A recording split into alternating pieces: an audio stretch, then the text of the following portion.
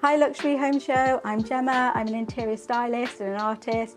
Welcome to our home renovation project. Let me show you around.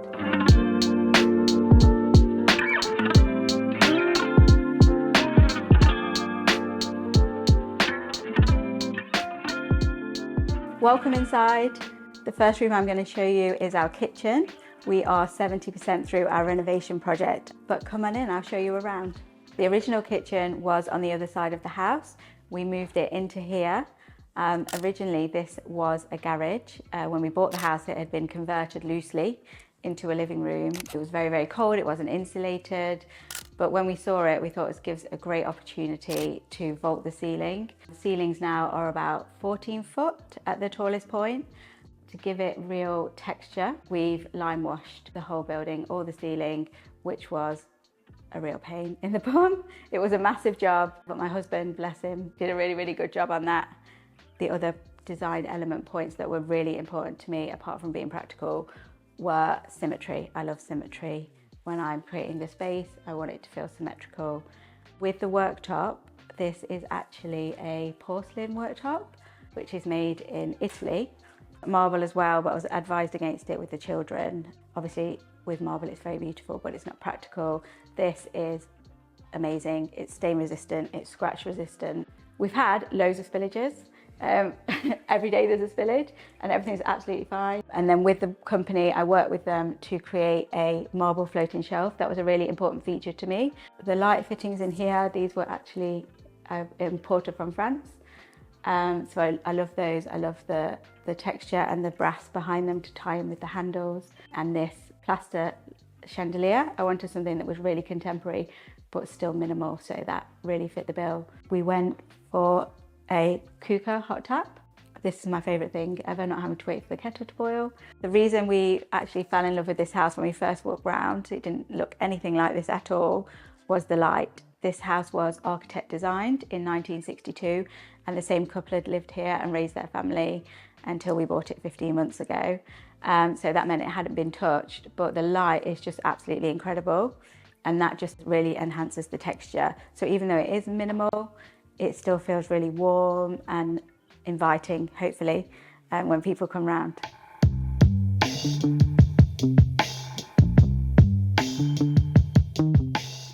With the style of the kitchen, I wanted it to feel timeless, so we went for a shaker style kitchen. This colour of the paint was porcelain, so it's a warm off-white, but it's also quite neutral. I work with a lovely kitchen company. They're a family-run company called Aristocraft Kitchens on this. I'm really, really happy with how it turned out. When we spec'd the kitchen, we decided to put the ovens over here on this side of the kitchen. It was very controversial actually. Lots of kitchen designers I spoke with said that that would break the triangle rule, which is where your oven, your hob and your sink are all in a triangle to make it easy for you. But aesthetically, I knew that I wanted the back wall to be like the wow moment, to be almost look like furniture, to look beautiful and clean, and having an oven in that would have broken up the symmetry. So we put them over here. We've had them installed at eye level just to make it safer with the children and easier. You're not having to bend down to use the oven. Obviously, it's really easy and accessible. And we went for the matte black from AEG. That was because I didn't want any other metals interfering with the design of the kitchen. So with the island, it was actually a last minute decision to make it slightly wider, and we've popped underneath. These are shallow cabinets under here for extra storage, which are really, really handy for like children's crafts. I keep their homework stuff under there, and they're a push door. So they look symmetrical, they look really clean, but you can still get access to them and they're good storage. One bugbear that I really have is when you need power on the island, when people pop it like on the side so you can see it. A great tip, just have it installed underneath. So we've got plug socket there, we've got a charger, USB charger, you can charge your phone, but you can't see it. To add and really like elevate the texture and the warmth on here, I went for a really simple wooden stool. It's a natural material and it's really comfy and the colour just went perfectly. I actually also don't love bar stools. I find it really, really hard to choose them. But with these, what I really liked is how they just slip all the way underneath and so they're not encroaching on the design and the look of the kitchen again. So it's keeping that minimal aesthetic, but it's adding some depth. The one thing that I really, apart from the double dishwasher, that I really wanted was a pantry cupboard for the children to make breakfast. So we put it here, we spec'd it here on the kitchen, so we've got access to the dining table and also the island, so they can sit either way. So this was my dream come true, to have this.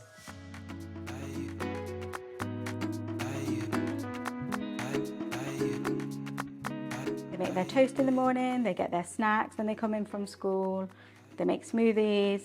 I had the same worktop spec'd inside here as well, and the lights. This just makes it really practical and ties it in. And as you can see, I've gone for a darker wood in here just to add that depth again. So moving on from the kitchen into the dining space, this space we created to make it feel intimate. So we kept a lower ceiling in here, added the spotlights. We also wanted to keep it lower so it really framed the garden, so your eyes are then drawn outside. Expect a window over there because we've got a beautiful magnolia tree, so that's also a really nice view. With the table, that was from John Lewis quite a few years ago now, and it's lasted us really well. It's been great for the kids, it's really practical. These chairs actually on the ends are our old bar stools from our old house. They were from made.com. Obviously they're aesthetically pleasing, they're not like a high chair, but the children can still reach the table. They're just like my take on a high chair, really. What about the other chairs? They are actually from Amazon. They're an Amazon home find. I'm obsessed with them. Everything that I buy, anything you want to know, I will always put it on my Instagram. I'm happy to answer any questions about where anything's from. I'm not a gatekeeper. Yeah, so just have a look, and anything you want to know, just send me a message. Nice. So what about all of the plates?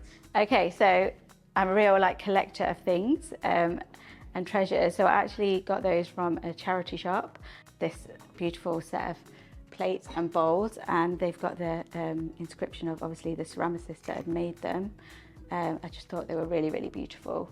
Another way again to add texture but still keeping it neutral. This was sent to me, this pot, years ago actually, as a gift, and I painted it with lime wash paint because it was quite grey, didn't really go with the aesthetic, and then I've left it outside to give it that kind of aged look. So you didn't just leave it, it was intentional? It was intentional, yeah. So I've left it outside so that it kind of aged and gave you that kind of antique pot vibe.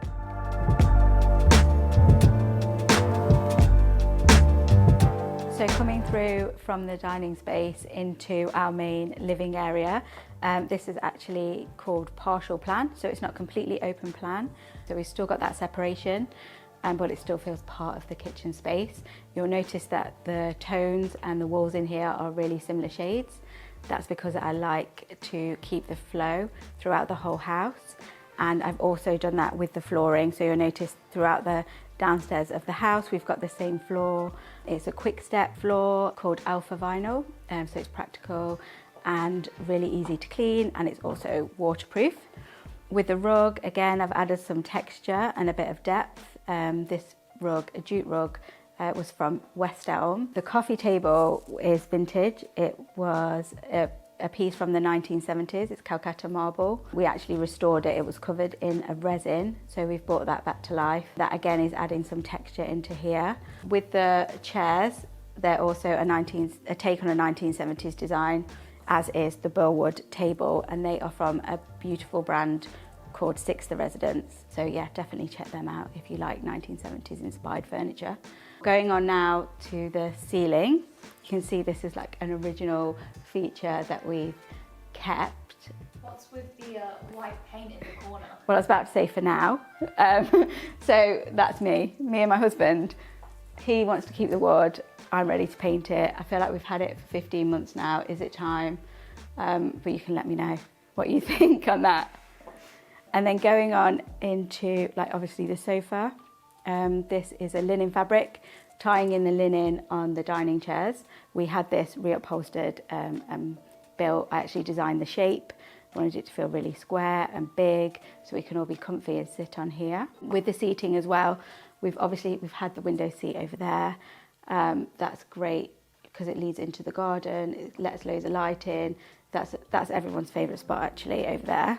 This is a piece of my artwork. I mentioned that I am an artist. I love to paint, and I think in a way that's why this house is so minimal. It allows me to have the space to create beautiful artwork and present it, and all of my things that I find, like all of my treasures I call them, to have them out on display without getting lost into the background. So yeah, this is a piece of my work, and painting brings me the most joy. So if you did want to contact me about some artwork or see what I've got available or commission me to do a painting for your house, all those details will be in the description. So what we have over here flowing from the main living room is a snug area, or what will be a snug area. It's very plain at the minute, but I'm excited to see what we actually do with it. But right now, I'm just enjoying the space. When the children are in here watching TV and it's a bit loud, I can go and sit over there, I can do a bit of work, read, or do whatever I want really. So leaving the snug now, back into the entrance hall, we come to the staircase. This is always a big talking point. It's a plaster staircase that I designed with the joiner and the plasterer. I'd seen it in lots of American homes and I wanted to replicate it in mine. It actually was a great idea for function as well, because the original staircase was really, really dangerous. The treads were huge. So it wasn't practical for the children. So this way I've adapted the staircase without having the expense of replacing it, and I think it makes for a lovely feature. The other thing we've done is lime washed it to give it that textured finish. Lime wash actually isn't known to be very, very practical. It's not wipeable, so not great in heavy traffic areas, but the company Calclita that I worked with, this colour is called Crema. They actually do a top coat. So you apply that with a roller after you finish the lime wash, and after a few coats it becomes waterproof, so any stains now can just be wiped. The other feature that we had installed was the LED light strip. It actually runs under the staircase and on top of the staircase, so that's a really cool kind of minimal feature, but still giving us that atmosphere that we like. So to finish off the downstairs, we've got a utility room, a study, and our master bedroom suite, which aren't done yet, so you guys will have to come back and check it out. But let me take you upstairs.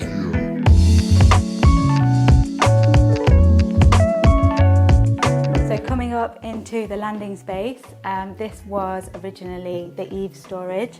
It had a door here and this was a wall. So we decided to knock that out, create some symmetry again with a wraparound landing, add the Velux windows. We've got a lovely little seating area over here, which is really nice to sit and relax, but eventually this will be my office space. The colour on the walls up here and downstairs is actually a collaboration I did with Coat Paints. The colour is called Elise's Ivory Muse. I wanted a neutral that was still like quite warm. I kept finding them quite grey or quite yellow, so this was my perfect shade that I decided to create with the brand. As you notice, upstairs we've got the original floorboards that have been painted. I painted those as a temporary measure. We're still waiting for skirting boards to be fitted in the bedrooms. So once that's done, we'll have carpet throughout the upstairs.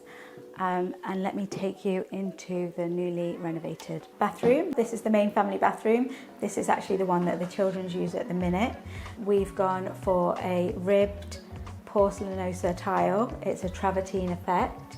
It's just really, really beautiful. I had to wait about 6 weeks for it to be delivered from Spain, but I fell in love with it. Again, it's neutral, but it's still adding texture. The unit here is from Britain Bathrooms. It's got marble and wood. The wood's adding warmth. The marble again is adding texture. We went for brass hardware, following up the theme from the kitchen to go for a brass.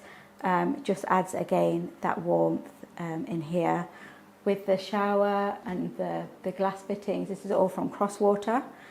They have really beautiful range of brass as well, which I think is quite hard to find. And the taps in the bath as well, they're Crosswater. So coming into the first of the 3 bedrooms upstairs, this is my daughter's bedroom. She's 10. We've kept it quite neutral, as you can see, but her favourite colour is baby blue. So we've gone with a baby blue wallpaper. It's a wall mural from a company called Belle Art. and they do absolutely beautiful wall coverings if you want to check them out. Again, we've got a piece of my artwork in here. My daughter and I actually painted this canvas when I was pregnant with my youngest daughter. So when I got it out when we moved house, I just was inspired to write on it for her. So that's got a really special place in my heart. As you'll see up here, we haven't had the skirting boards fitted yet. That's happening in the next few weeks. So it still feels like very unfinished. And once that happens and we get the carpet in, it will feel a lot warmer. I'm noticing some colours in here. How do you feel about that? Well, we've got gold, which I'm okay with. We've got some blue. I'm actually all right with it. I think it's it makes her happy. So we have to, yeah. So you'll notice as I take you around the bedrooms that we've hardly got any furniture. That's because we've not had our carpets fitted yet. So once the carpets are in, we can start putting in wardrobes and chests of drawers. So right now that's what we are using as storage. I actually really like the floorboards, how they are. Do you? Yeah, I like I know, they're really rustic, aren't they? Yeah. Yeah, they are. I think I do really like the floorboards. If I was to do it again or get someone in to do it, I would make sure all the holes were filled, because that's a rookie mistake there. It needs, they all need filling, but obviously that's a huge job. And I'm thinking with how cold it is in the winter, that a carpet would be lovely. A bit more cozy. We actually took a metre out of this bedroom. This bedroom is 7 metres long, so it's really, really big. But we stole some space here. This was originally wardrobes, and that is to create a corridor for the bedrooms, which I'll show you next. And finally, these lights. I get asked about these a lot online. These were from Zara Home. I don't think they've got these exact ones at the minute, but they have got some very similar. So coming through now into Sophia's bedroom. She's our 3-year-old daughter. This room was originally half of the room next door, which we separated into 2 for the 2 children. And she's growing out of the space very quickly. We're ready for a big girl bed in here. So coming out of Sophia's room now, we created this walkway. This is the wall where we pinched the space from the first bedroom that I showed you to create this walkway into Gabriel's room without losing room in the bedroom floor space. So this was the other half of the room. And this originally was a cupboard. So we knocked that back to create like the bed space. We've added lights. This end of the room didn't have any windows whatsoever, so we've put 3 in, and it didn't have any heating either. So this has become like a lovely practical space.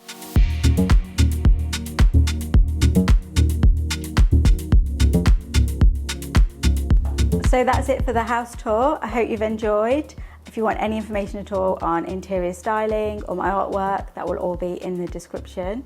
Thanks for coming. You'll have to come back when we're all finished, and see you soon.